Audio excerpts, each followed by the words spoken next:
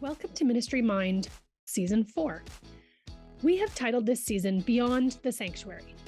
It has been a thrill to hear from different people across Canada who are purposefully activating their gifts, abilities, and passions beyond the church walls so that they might impact their community with the gospel of Jesus Christ.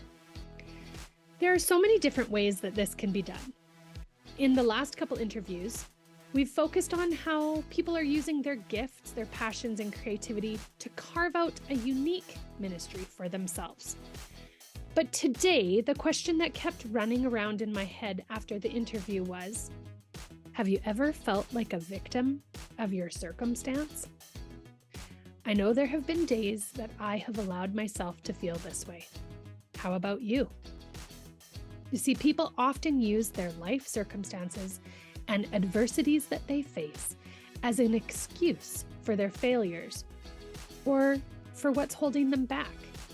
See, I believe that God uses our story for His mission, even the hard parts, if we'll surrender them to Him instead of believing that we're just simply victims. Paul in Romans 8:28 challenges us about this very thing. Here, let me read it to you. And we know that in all things, God works for the good of those who love Him, who have been called according to His purposes. You see, that doesn't just mean that God will give us all the good things because He loves us and we're called for His purpose. But I think it means He will use all things in our lives for His purpose, if we love Him and surrender everything to Him. You see, I think this verse actually flips our thoughts, our perspective on its head. In today's interview, we meet Chris Boyko from Sunrise Church in Surrey, BC.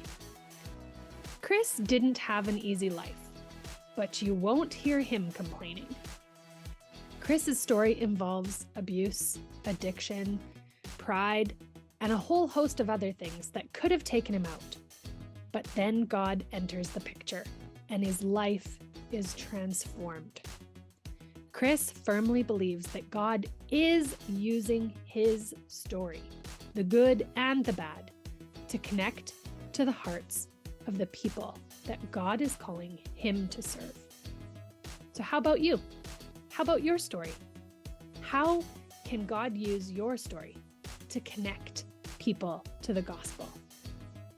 Listen in today, have fun, meet Chris, and we'd love to hear from you.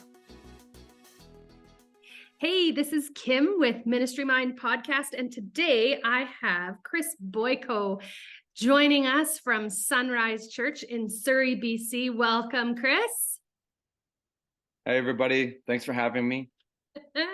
Well, I'm happy to have you here, Chris, because I've met you a couple times, but I don't really know you all that well yet. And one of the great things about this podcast is we are getting to know lots of different people. Tell us about your family, where you live, your hobbies, interests, that sort of thing. Okay. Yeah. So right now, me and my family, so my wife, who we've been married for going on 23 years.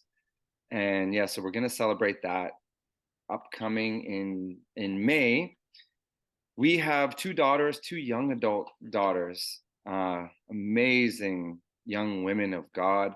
But my gracious wife and I live in Langley, BC, and we live just down the street from Trinity Western University, where I am finishing some schooling. So it makes it kind of convenient.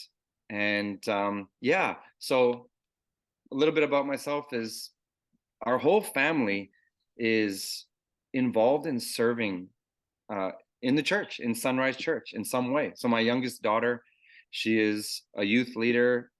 My oldest daughter also a youth leader and a kids ministry leader, and they're just so highly involved, and my wife as well. So we might spend more time at church than we do at home. But when we do, we're all on the couch watching movies and eating popcorn. That's for sure. Who doesn't love a big bowl of popcorn? Why don't you share with us a little bit about how you came to know the Lord and just some of your background? Okay. I would say first, I think started off pretty normal, I would say. Mom and dad both together, but then eventually they got divorced. Mm. And on my dad's side, I would say so both of them were not believers. So I wasn't raised in a Christian home and I didn't have that growing up in the north end of Winnipeg, Manitoba with my younger brother. Didn't have that. But I when I look back, I can never say that I never had a Christian influence because I would visit my dad and by legal law, he would have to have me and my brother every second Sunday, and that would be our time to visit with our dad. But he ended up connecting with another woman, and this woman, her whole family was Christian. Mm. So every single day for me and my brother would be a lot of times going to church Okay. and you know spending time with people. And I do remember being around some very loving people. The only thing is, my mind was always distracted on the home that I was about to go back to with my mom. So my mom on that side was struggling with addictions, with drugs. She was dealing drugs. The men that she had in her life were still in the same kind of industry. They were Mm. very abusive. Mm. They were, you know, I remember all the verbal abuse, all the physical abuse. There were me and my brother were constantly finding ourselves having to defend ourselves physically and having to defend our mom Mm. from guys like that. So here I am in this environment, and even when I was at church, I'm distracted. It's like you hear about when you read about the scriptures, and seeds are planted on certain types of soil, and some just gets burned up or picked up, washed away, and I feel like that's what was happening in my life. Some really good seeds were being planted, but as soon as I get home and I'm in a different environment for a period of time, my mind and I get caught up with the cares of what's going on at home. So I grow up being a very angry guy. Mm. Um, Rightfully so, like I'm being abused. Um, there's a lot of pain. There's a lot of like confusion and bitterness. Like, how can, the people in my life that are supposed to be caring for me, like even my own mom, be the abusers? So I grew up hating people. It was just kind of like weird that I'm now in a ministry where my role and my part of my gifting is the compassion that I have for people. But that's why I say that a lot of the things that I had been through had kind of shaped my heart now and look at people a little bit differently. Um, so I grew up with this anger and this hate, but I also grew up with this drive Mm. to make myself known and to work hard and to put my mind towards anything that was in my path because I want anyone and everyone to know who I am. And I want people to like, I want to be significant. Okay. And I just felt like at home, I had no worth. I was treated like a piece of junk, and I was told that. So I wanted to just have some control over that. And I put my heart and my effort into sports and athletics, and I eventually became a good athlete. Mm. Okay. Then I met the woman of my dreams later on in my teens. Our relationship has been ups and down and all kinds of stuff, and you'll hear about that. So I meet her. She doesn't know what she's getting into. She gets this guy, who has a little bit of like a hair of care for for people and a bit of something, but I had anger and hate and pain. And then I brought also a lot of the addictions and habits that I had um accumulated from being in this life. You Yeah. know, being in this life, I had easy access to porn. I had easy access to things that were just destructive to Mm. me in my Mhm. life. And I had this already in me, and I bring this into my marriage. And then 10 years into our marriage, it all self destructs. I get this job, BC Lions head strength and conditioning coach. So, Kim, I'm on this mission to prove myself to the world that I am someone. I do mean something. I do have value. And then I make it, and I think that it's my hard work that caused me to arrive at this situation. So I wanted fame, I wanted glory, and check this, I started getting it all. Mm. So I end up becoming this, um, well sought after personal trainer in the industry, and I had lots of people just coming at me, literally throwing money because I was getting results in the gym, in exercise, in sports, in bodybuilding, in fitness, and all these things. But what came along with that was that I didn't have, like, I've heard it said that, sometimes people don't have the character to handle the blessing. Yeah. I didn't have that type of character. It was all about me. It was all selfishly based. And eventually I started doing things that I thought professional athletes, I made it into the pros. I once tried to make it as a pro athlete. I didn't make it as a professional athlete in football, but I made it in the sport of fighting, and I made it in other sports, and then I made it as a coach, and I thought I arrived, and then it just got to me. Wow. I started doing things that I shouldn't have been doing. I started doing things like I thought ballers were doing should do. Women, cars, money, clubs, drinking. Then all of a sudden this just kind of fed into those habits that I had that were under the surface. And here I am, this health and fitness guy. I look healthy on the outside. I look fit. Even our marriage looked great on the outside, but they didn't know the things that were going on the inside. And then boom, things got out. I get caught doing things that are just ridiculous, that Mm.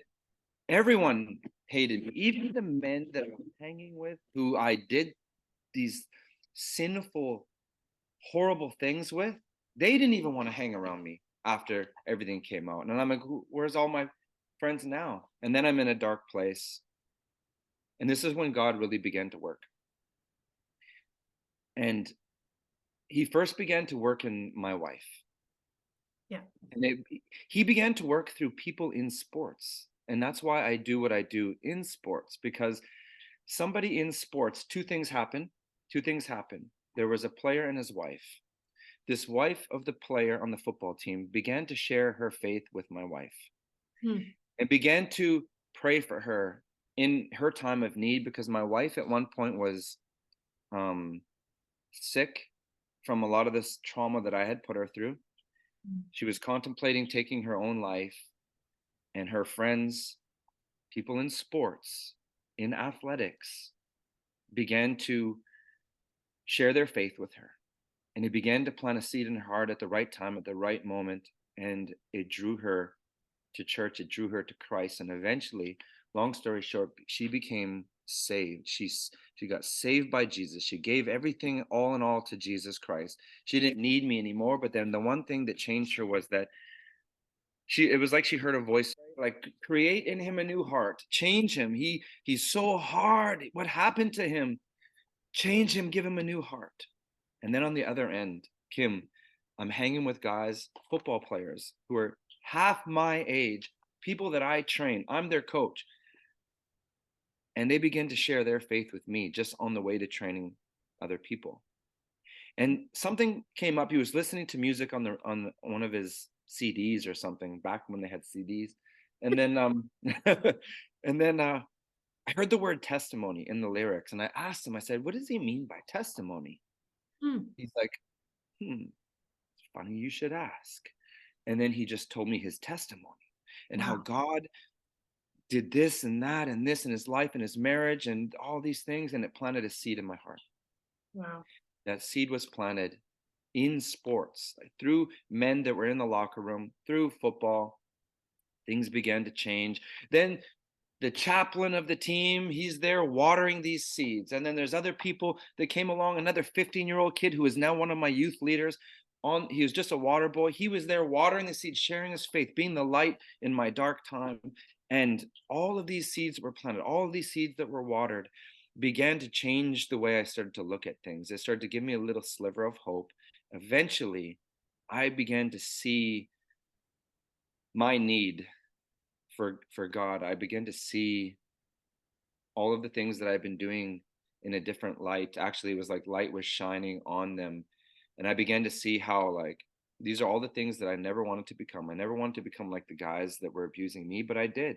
I never wanted to become like the guys that were doing drugs, and I did. And I never wanted to do all these things, but I did. I started to see how I was conforming to the Mm. world and society and the culture and all these things. And then that's when I went to visit my wife one day just to read a story to our kids, and she shared a message with me on the computer, and it was Romans 12:2. And I'm like, it was like the Spirit of God was just speaking to me, convicting me, but also showing me a way to change, to transform, because I knew I needed Him. And I just, from that moment on, not only did I experience her love and her grace, Mm. I didn't know where that was coming from. So I wanted to go deeper and find out where that was coming from. So I started to also take the advice of the preacher on the screen and look into the Word of God. And then I began to find out who Jesus was, what He thinks of me, and what He actually did for me.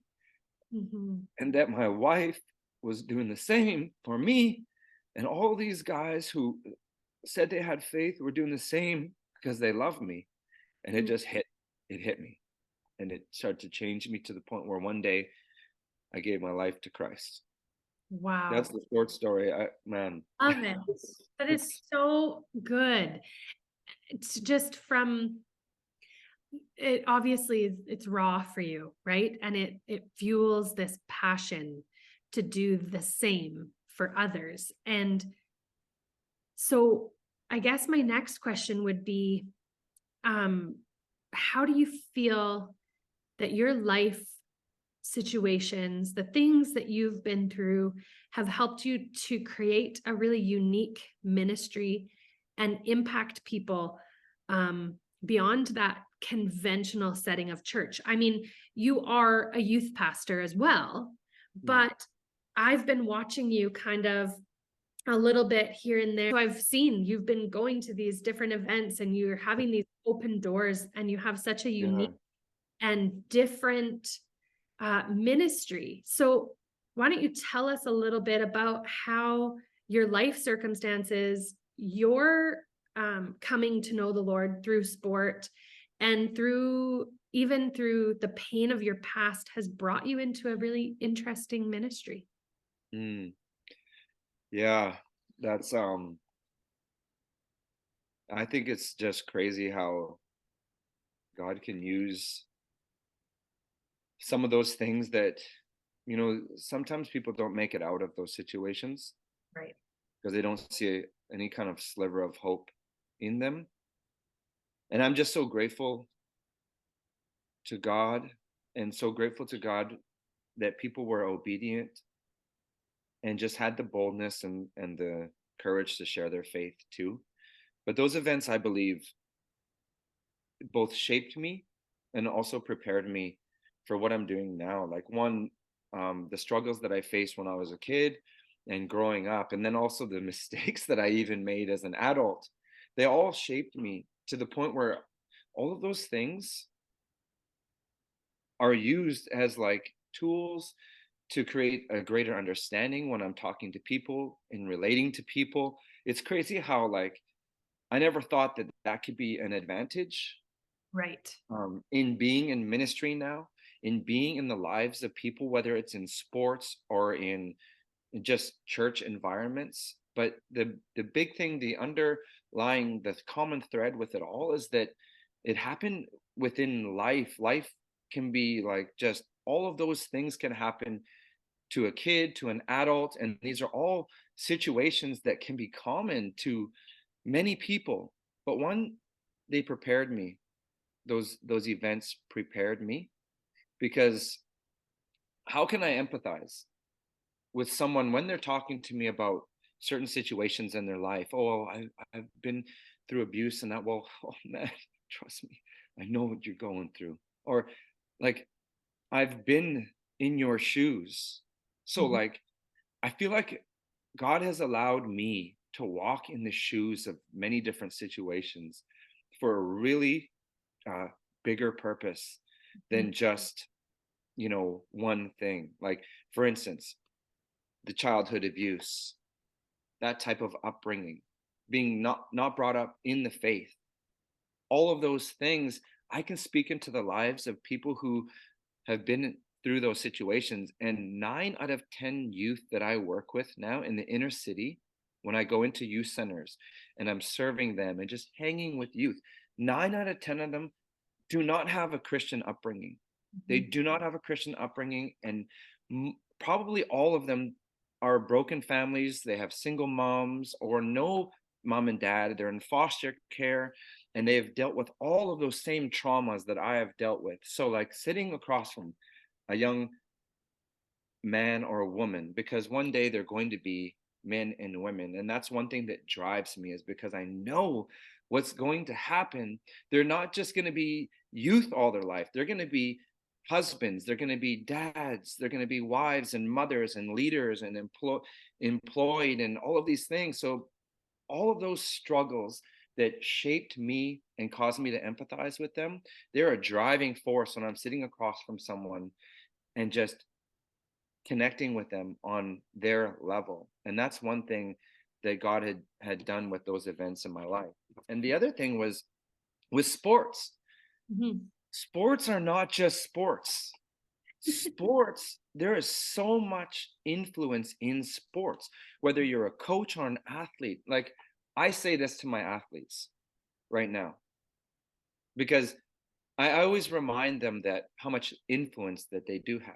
And not all, here's the kicker. Many of them are not Christian, but the fact that I get to be in their life consistently from the time that they're 9 years old all the way up to university is this consistent authenticity of just caring and loving them and feeding them proper, even if it's just proper training techniques, but always being there in their life through it all, because so much happens in the life of an athlete. There's never just sports, never just sports. So now I have this platform that God has kind of like put me in through all of those experiences, all of my knowledge and experiences, put me in a position to now be in a position to say, hey, can I pray for you? And now I find myself, even kids that aren't Christian, they ask before their races, they're like, hey, coach, can you pray for me? I'm like, okay. I'm like, if no one wins today, this was the biggest win in my life today, in their life, that they have actually relying on a bit of faith, that they see that there's something bigger than all of this. Because I always, when I pray, they know who I'm praying to. He's used all those events in my life, all of my experiences, to put me in a position right now today where I can speak into the lives of different situations, whether it's just trauma or athletics. He's put me there, and I love it. And I just feel like there's a powerful platform there, not just for me, but to be an influence to the younger athletes so that they know that they can be an influence to the next people. Because what happens is it's a cycle, a leadership cycle, much like the Jesus leadership model. He trains and teaches his disciples, and eventually he gives them opportunities to lead, and then eventually he's gone, he gives them the Spirit, empowers them, and then they're leading and they're doing the same, making leaders and making disciples. It's the same thing in sports. I'm training up these young athletes to be leaders, to one day be leaders of younger athletes. In the same way I'm doing that in youth ministry. So it's like, it's crazy how God used all of that stuff. But yeah. I want to actually skip down to a different question, because what I hear you saying is you're balancing a lot of different things. As you're talking, I'm hearing that you're youth pastoring, you're coaching, you're going into jails and doing ministry there. You're going into different inner city youth centers and stuff like that. Tell me, like, what does that look like for you? How do you balance that? How do you fit all of that in? And because I'm sure that some of our listeners are interested in doing the same, or maybe are doing the same, and they could glean from you a little bit. Yeah. When you mentioned it like that, when when other people say, oh, like, tell me everything that you do. And I don't even want to say it sometimes because I feel like I'm in so many different areas. I'm like, I love everything that I do. And I think that that's what drives me, is that I love it. But I know the purpose behind it too. So it's hard. It takes a lot of work. It takes a lot of effort. And a lot of times, as you know, ministry, and just when you pursue everything with all of you, it's tiring. Yeah. But how do I do it? How do I balance it? Well, I think one of the key things is planning. Like, I have to plan things. Like, I have to, if I don't schedule things ahead of time on my calendar, um I'm just running around like a maniac. But the first thing that helps me balance all of those things is that I have other people that I follow. Mm. And that's like Pastor Chris Westby, like he is amazing at managing a lot of different things at the same time. But he's a guy that I look to. And other mentors as well. Like, I think the key there would be, get a mentor to help you with your life Mm. and all of these goals that you have, or all the ministries and jobs or whatever you have, because you can't do that alone. You can never do it alone. I have to always check in. I have to always first check in with Pastor Chris weekly. He's like, how you doing, man? How you doing? You look at me and be like, I can hear his voice. are you okay? No, really though. I'm like, I'm like, bro, I'm tired, but man, I'm loving it. Yeah. But planning and scheduling things, and it takes, what you learn a bit more as you go, as you've been doing it a little bit longer, to foresee how things play out. Like, okay, well, I know that in this type of season, there's going to be this ministry, and that's going to be a little bit heavier. So I'm going to plan ahead and carve out time for that. So the Mhm. key with balancing all those things is, I take all these things that I'm passionate about. Okay. I love the youth ministry, and the youth ministry branches out to in the church and outside the church, Yeah. because I believe that there's two pieces. I don't just expect kids to come to church and all of a sudden all these kids are coming to church one day. I do feel that it is necessary to go outside Yeah. and be the light, like the word says to us. Let our light shine and love outside. So that's when I go to the youth centers, and I'm there. But when I'm out there, I invite, hey, I have a youth group. I love it if you came, and through these relationships that are being developed. Okay, so I have that. Then me and my wife go into the ministry, to the prison, and do ministry every Monday with City Dream Center. So I carve out time. Mondays are prison ministry, and I carve out that time. Mhm. And then there's church hours, and there's the most challenging thing is to balance unconventional ministry, I guess, outside the church and church, because the hours of youth ministry are not church hours. No. They're after school, they're at night. But a lot of church hours are like in the morning till the afternoon. Right. But I'm like, I can't do both all the time. So I got to communicate with our leaders and say, hey, you know what? I got youth ministry tonight, so I'm not going to be in as much in the morning. I'm going to chip away at some work at home, and I'm going to be there from 5. It's going to take me till 11 to get all the kids home and all that stuff. So managing those things takes a bit of planning, and also communication with leaders in church, because I can't just free for all run around like, and no one knows where I am. Like, is he alive or is he dead? Is he out there doing ministry? It's constant communication. Like, this is my day, guys. Blah, blah, blah, blah, mom. We check in all the time and say, this is my day. These are the areas that I need prayer in. And the leaders at Sunrise, Pastor Braden, Pastor Chris, we are always checking in with each other. And, okay, what do you need prayer for? All right, I'm going on this mission for a week with Athletes in Action to share the gospel everywhere I go. I need prayer, I need coverage. Kim, I believe and apply, go and make disciples of all the nations. That keyword go, like, Yeah. I told Pastor Chris this. I know we're getting for time, but I said, I don't think I can sit in this office 8 hours a day. I don't think I can do it. I know I'm called to go. Like, I love being in here and preparing and planning, and I love the ministry during church, Sundays, and the relationships that develop through those Sunday mornings. But you know what though? It's just the Sunday mornings that connect you to the ministry that happens all week long. Like, Amen. now I know the people, I know their names, I know their family because I just met them. But now, oh, what? I'm going to coffee with them. I'm going to their house. I'm talking to them in their living room. I'm their kids' youth pastor, so I'm there connecting with their whole family, not just the youth. So that Sunday is just the equipping time and that inspiring time to get fed. But we have to go, and I really do believe in that, and I enjoy that part of it. So there's a balance there that you got to manage. Get equipped, but only use that to go out and be the light at work, Yeah. at school, in sports, wherever we're Wow. on mission. Yeah. So I know you were out with Athletes in Action just Yeah. recently. What was Hmm. what was one of the wins that you had on Oh that week? man. Oh man. There was some really amazing wins throughout.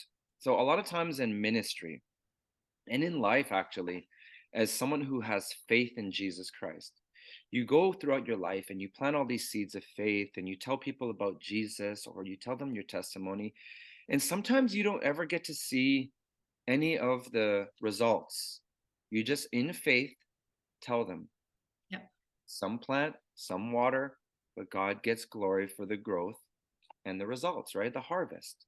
Yeah. So in these, um, I guess we would call them speaking engagements, where each and every location that we went to, youth centers, youth detention centers, which are like youth jails, maximum security prisons, universities, and inner city youth groups were the like shelters. We had one mission and one mission only, and that was to share our story Mm. as to what God has done in our life. And through that story, it was just to shine the light on the power of the gospel. And a lot of times, these environments were saying, they would say, you can't say Jesus. You, the problem with hiring me and a few other of the guys to go into a thing like that is it's just not possible for me to talk to anybody in my life about anything without mentioning what God has done in my life. And I think that's why God chose me in those environments, because he knows that I'm not going to like hold back. But anyway, one of the wins, there's two. One of the days in the prisons, after sharing our stories, I see the whole time as I'm sharing this story, I see this guy across from me. He's getting torn up. He's breaking down. He's crying. He's just melting in his chair. And there's like 25 guys in prison in orange jumpsuits. And this guy's just going, oh, you can just see like he's just starting to weep.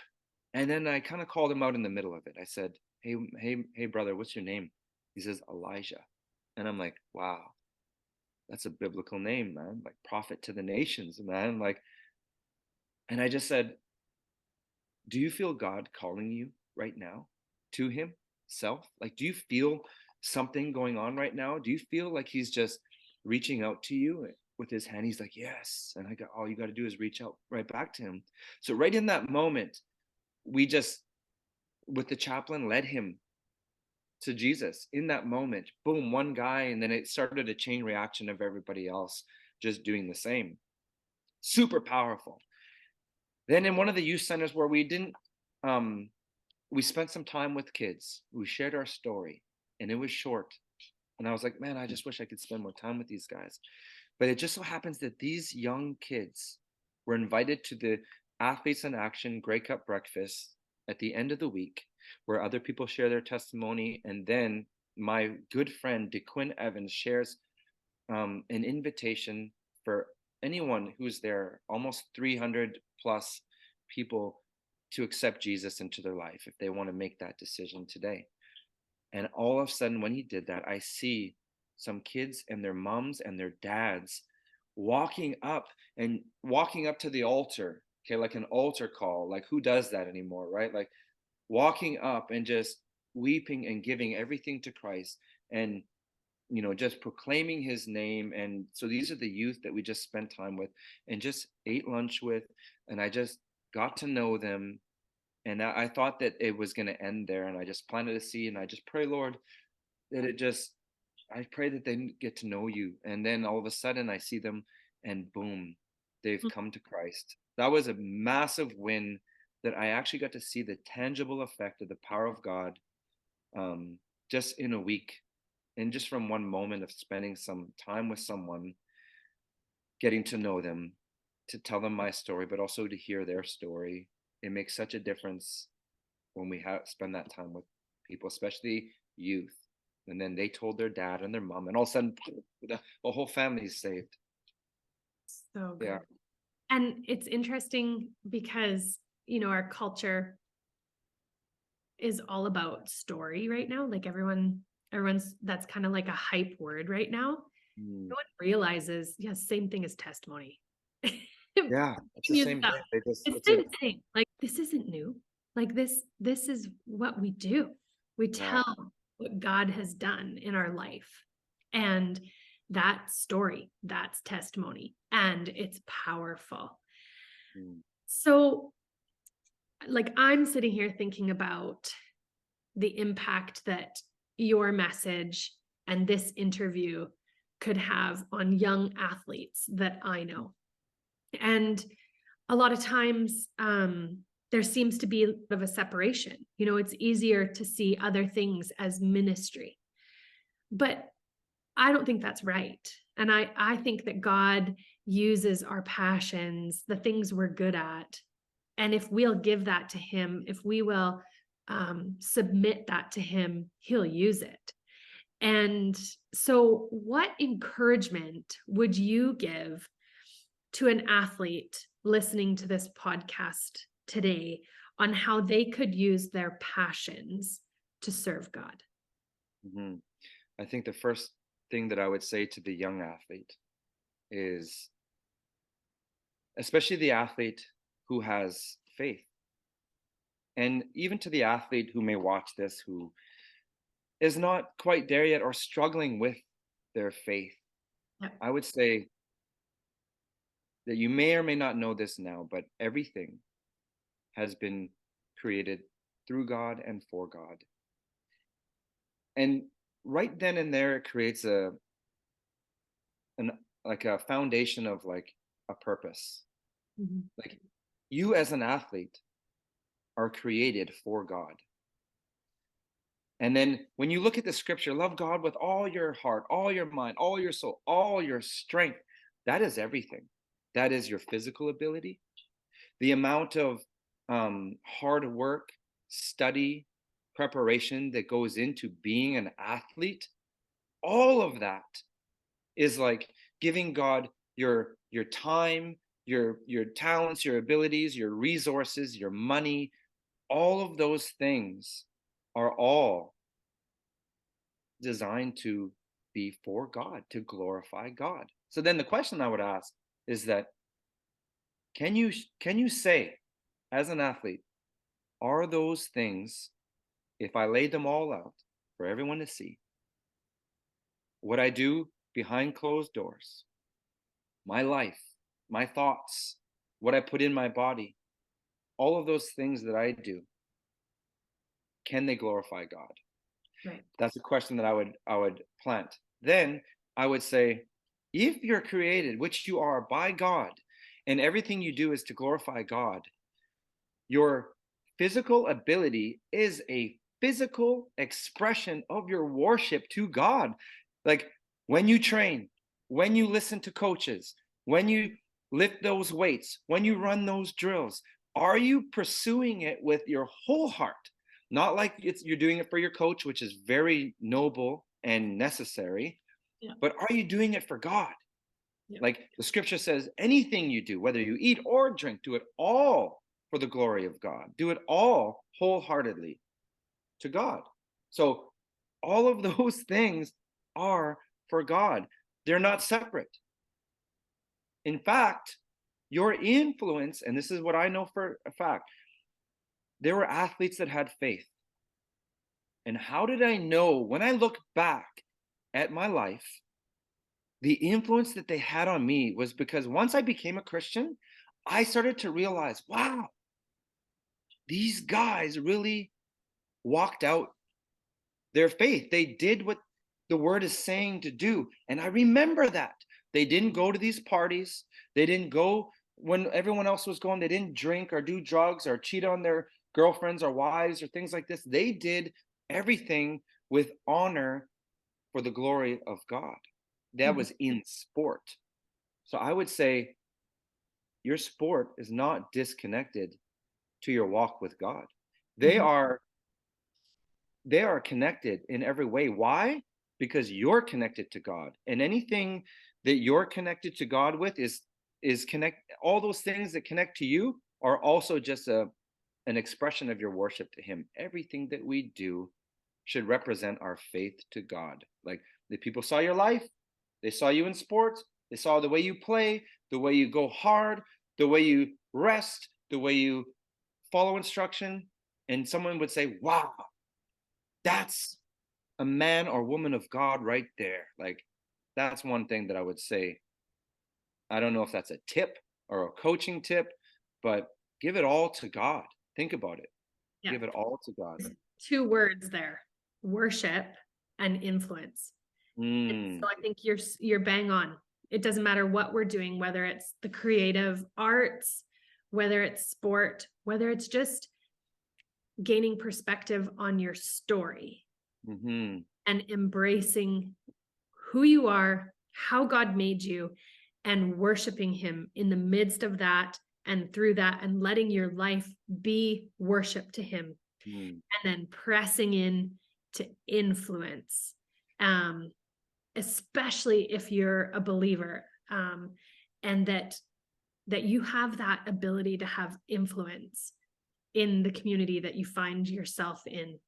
And so that's such a great encouragement. And I'm just thinking about some of the youth that I know, even here where we live, even my own kids, the things that they put their energy and resource into is not separate from who God made them to be. It's all in glory and honor to him. So that's such an encouragement. Thank you, Chris, so much for giving us some of your time today.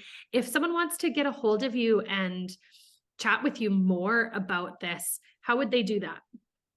Yeah, you could I guess you could email me. Okay.